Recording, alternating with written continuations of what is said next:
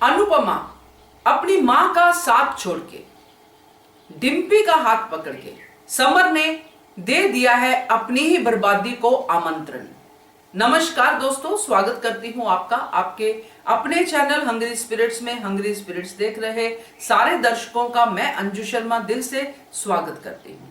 अब समर भी बनने जा रहा है दूसरा अनुज, क्योंकि अब समर ने जब यह सुना है कि मेरी मां मेरी जिम्मेदारी लेने को तैयार नहीं है, क्योंकि अनुपमा को जब बा फोन करेंगी, जो हम आने वाली कड़ी में देखेंगे कि यहाँ पे कलेश पड़ा हुआ है समर और डिम्पी के साथ शादी का, आके तू ही सॉर्ट आउट कर, और अनुपमा कह देगी कि मैं अब ये जिम्मेदारियां नहीं लूंगी, अपनी जिम्मेदारी समर और डिम्पी खुद ले। उसके बाद दोस्तों जो रवैया चेंज होगा समर का, उसी के ऊपर ये हम वीडियो बना रहे हैं।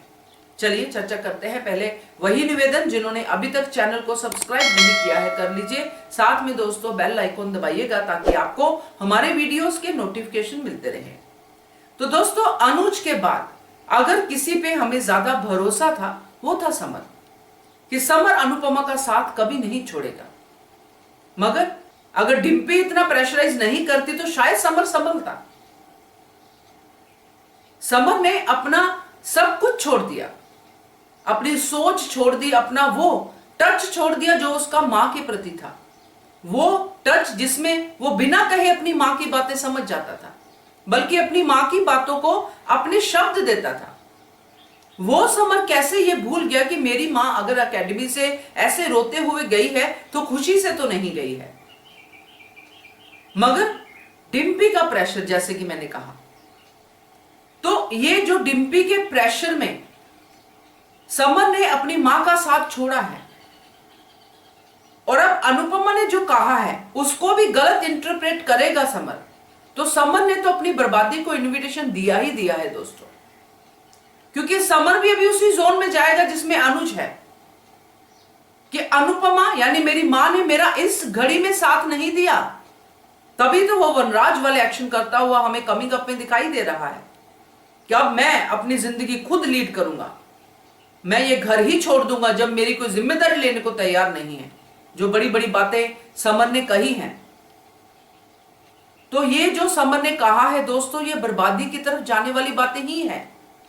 क्योंकि जिस एकेडमी के लिए लड़ रहे थे वो एकेडमी तो बापूजी की जमीन पे है।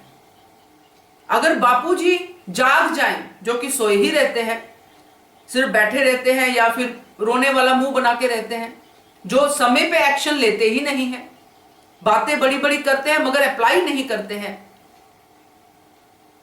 तो वो बापूजी अगर सही समय पे ये डिसीजन ले कि एकेडमी तो मेरी जमीन पे है, जाओ जाके अपनी और जगह पे एकेडमी बनाओ, अपने नाम से बनाओ, मेरी बेटी की एकेडमी को तुम लोग छोड़ दो, अगर वो सही समय पे डिसीजन लेते तो ये भी बर्बादी की पहली या दूसरी सीढ़ी हो सकती है। ये तो आगे देखेंगे, क्योंकि बापूजी पे मुझे इतना कॉन्फिडेंस नहीं है, क्योंकि अगर ये उन्होंने डिसीजन लेना होता तो तभी बोल देते समर को, यहां तक बात नहीं पहुंचती कि अपनी एकेडमी उठाओ और जाओ। क्योंकि गुस्सा तो बापूजी को आना ही चाहिए था कि मेरी बेटी को रोते रोते भेज दिया, जैसे वनराज पे गुस्सा आता था, मगर वहां पे भी होता कुछ नहीं था। खैर बापूजी को हम यहाँ पे डिस्कस नहीं कर रहे हैं, क्योंकि वो फादर फिगर है, फादर शायद ऐसे ही होते होंगे कई बार, क्योंकि मैंने अपने फादर को भी देखा है कि वो भी सही समय पे डिसीजन नहीं ले पाते थे। नॉर्मली पहले फादर्स ऐसे ही होते होंगे, मेरे फादर ऐसे थे, बहुत ही शरीफ, बहुत ही ऐसे कि उनको जल्दी जल्दी डायलॉग सूझते नहीं थे। मे भी बापूजी वैसे ही हो, वैसा ही कैरेक्टर उठाया हो, मगर ऐसे कैरेक्टर पे ये सवाल भी आते हैं जैसे मैंने कहे। तो खैर यहां बात हम समर की कर रहे हैं, तो समर वही चीजें सोचेगा दोस्तों। इसीलिए उसने जब ये चीज पूरी तरह से एक्सेप्ट कर ली कि मम्मी मेरा साथ नहीं दे रही है, यहां पे मम्मी की सख्त जरूरत थी, मम्मी मेरा साथ नहीं दे रही है, बाकी घर वाले तो है ही अगेंस्ट, तो अब मैं इन सब के लिए क्यों करूं, क्योंकि अभी तक तो समर ही करता आया था, वनराज की नौकरी तो अभी लगी है, केंजल के साथ साथ समर ही घर का खर्चा चलाता आया था, तो उसने भी सोच लिया कि अब मैं क्यों करूं, मैं तो घर छोड़ के चला जाऊंगा। और अब ये बराबर की टक्कर जो आमने सामने वनराज और समर की होने वाली है दोस्तों, इसमें वनराज समर को क्या समझाएगा ये तो भगवान ही जाने, क्योंकि वो खुद एक ऐसा शातिर खिलाड़ी है जिसको पता है कौन सा मोहरा कहां पे यूज करना है। और अब समर जब यहां पे इस तरह से बिगड़ गया है तो मुझे ऐसा लगता है कि वनराज समर को जाने नहीं देगा। वनराज जाने देगा तो वनराज के हाथ से अनुपमा को इनवाइट करने वाला एक मोहरा निकल जाएगा और समर यहां पे इस बात को स्ट्रेस करेगा कि मुझे डिम्पी समेत ही यहां पे एक्सेप्ट करो।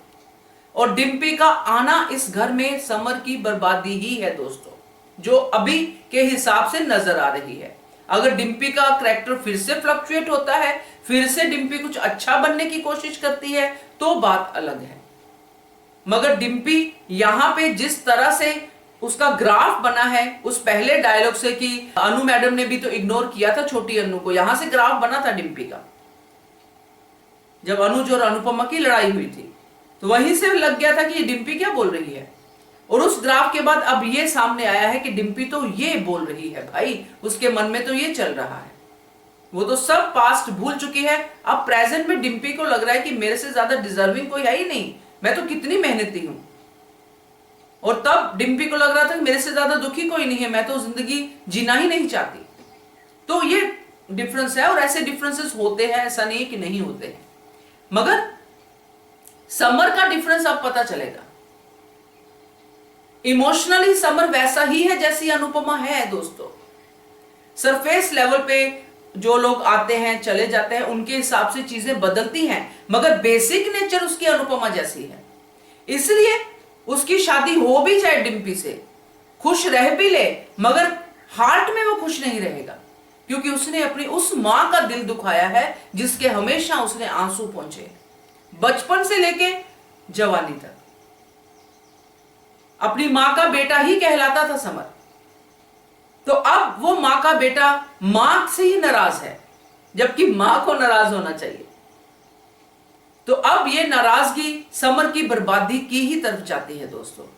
रहे घर में या ना रहे, अगर रहेगा तो वनराज अपने तरीके से चीजों को मैनिपुलेट करेगा, नहीं रहेगा तो बर्बादी है ही, क्योंकि दोनों रहेंगे जैसा भी अपना गुजारा करेंगे, एकेडमी को नए सिरे से शुरू करना पड़ेगा वगैरह वगैरह, तो ये बर्बादी की तरफ जाता हुआ ही दिखाई दे रहा है। मगर शाह परिवार को ये एक ही साथ रखेंगे, क्योंकि हर जगह पे ड्रामा अगर चलेगा तो थोड़ा ऑकवर्ड सा लगेगा व्यूअर्स के पॉइंट ऑफ व्यू से। तो ऐसा मुझे लगता है, देखते हैं क्या होता है। Keep watching hungry spirits channel. Thank you so much. Subscribe to our channel by clicking the subscribe button. Click the bell button and enjoy the latest uploads from our channel.